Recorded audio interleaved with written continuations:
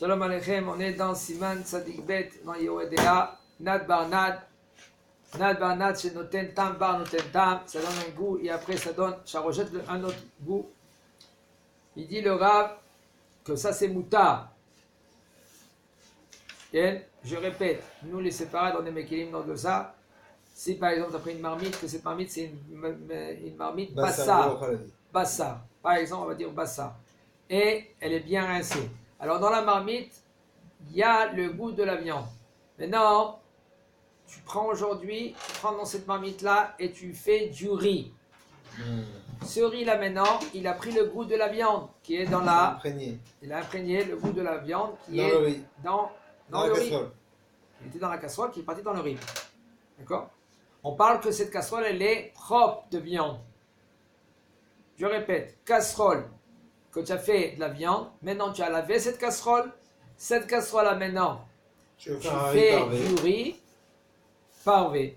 Tu prends ce riz et après tu manges avec le lait, c'est moutard, nous les séparons. Pas dans la casserole. Il faut prendre une autre casserole qui est parvée. Oui, on parle que maintenant tu prends ce riz là, même qu'il est chaud, tu prends du lait, et tu chauffes du lait, tu le mets dans ce riz là, c'est moutard. Mais pas dans la casserole. Pas dans la casserole. Maintenant on est marvat chez le passage chez Tignou. Et Taou et Tignou bo ma'achalek vina. Je sais pourquoi je dis ça. Tu as raison, Tu as raison. Marvat, ça veut dire une poêle. Que tu as fait frire de la viande dans cette poêle. Okay. Et maintenant, après, tu as la rincée. Sans faire attention, tu as fait frire du fromage. C'est bon ça. Il reste des morceaux du fromage dans la poêle. Maintenant, ce fromage-là, il est resté dans la poêle 24 heures. C'est vrai. Ça veut dire que... Mettez. Ça veut dire que c'est macéré. Ce fromage-là, il est dedans, dans la poêle. C'est imprégné. Encore plus. Parce que si c'est passé 24 heures, s'il n'y avait pas de fromage par exemple, même qu'il y avait de fromage, plus dans les alors non, c'était Noten Tam Lifgam, il n'y avait aucun problème. S'il n'a pas passé.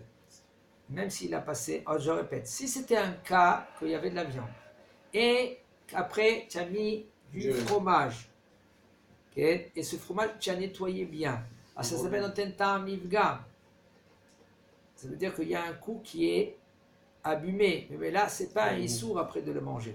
De manger, de cuire le manger et de manger abedi aval. On va expliquer plus tard après cela. Mais bon, maintenant on parle dans un cas suivant que il y a une poêle Bessari et ils sont trempés et ils ont cuit là-bas du fromage. Maintenant ce fromage, après qu'ils ont cuit du fromage, le fromage il est resté dans la poêle pendant 24 heures. Ça veut dire que le goût du fromage, il est imprégné dans la poêle. D'accord? Il dit le Rav. Il y a des fnei chercher où il n'a pas donné le goût. Oh, d'accord? C'est-à-dire que c'est sûr qu'il a donné le goût la viande. Si maintenant c'était Ben Yoma, c'est un problème. Maintenant, ils veulent prendre maintenant cette poêle et ils veulent la cachériser. Mais juste avant qu'ils ont cachérisé cette poêle-là, ils ont oublié et ils ont fait frire par exemple, non pas de la viande, on va dire parvé, un œuf. Cet œuf-là, tu peux le manger. Comme ça, il dit le Rav. C'est moutard de le manger. Pourquoi on dit tout ça? Par rapport au dîne du Kéli. Parce qu'il y a deux choses essentielles ici. Il y a le fait qu'ils ont mélangé cette casserole-là, ils l'ont utilisée et pour de la viande et pour du lait. Donc, Ma'adin à Ochel, le Ma'adin à Sir. Le Kéli, c'est sûr que le Kéli, tu es obligé de cachériser. Tu n'as plus le droit de le manger avec.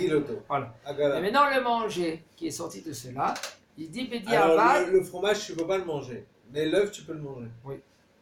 Le fromage, tu le jettes. L'œuf, tu peux le manger. Okay. Oui, mais le fromage que tu as fait dedans, tu le jettes.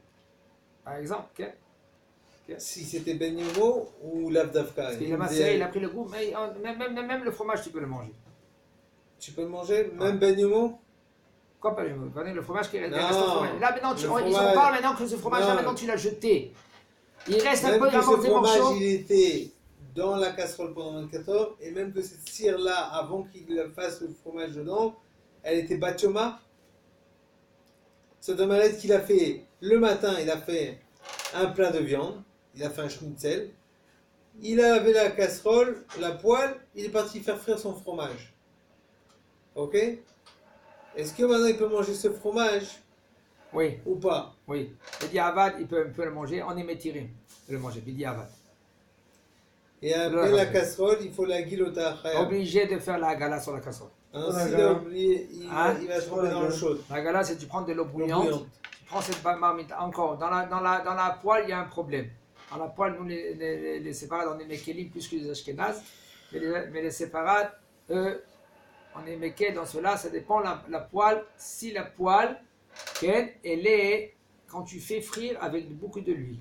Si maintenant la majorité des cuissons, tu fais avec un tout petit peu de l'huile pour pas que ça colle, alors là, il y a un problème dans la marmite, tu peux pas, dans la poêle, tu peux pas la cachériser. Mais si maintenant en général tu utilises avec de l'huile, bien, alors là, tu peux cachériser même la poêle, tu peux la cachériser. Hazak Baruch.